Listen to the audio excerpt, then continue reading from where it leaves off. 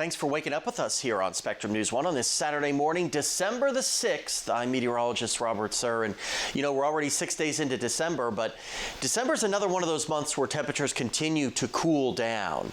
You see that here with our averages. We start out the month in a typical December with highs in the lower 50s before they cool down into the mid 40s by New Year's Eve. Same thing with our morning lows. We're below freezing for our morning lows by the end of the month.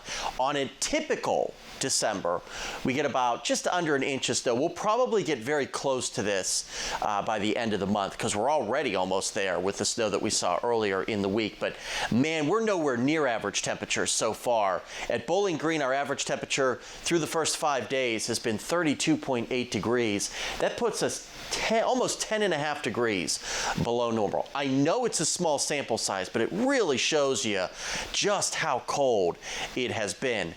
And it's just an example of wild weather that we've had in December. It's been hot and cold.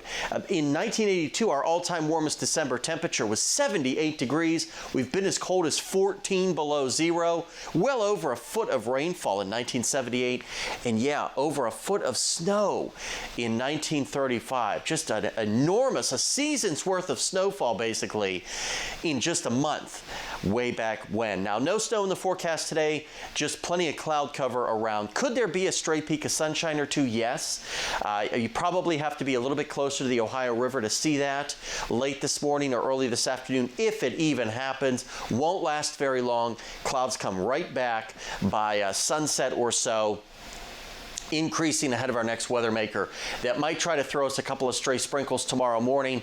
Better chance of showers actually reaching the ground, even though they will be extremely light, will be probably after sunset Sunday and into early Monday. So if you've got some outdoor plans on Sunday, I wouldn't cancel them. Not too bad.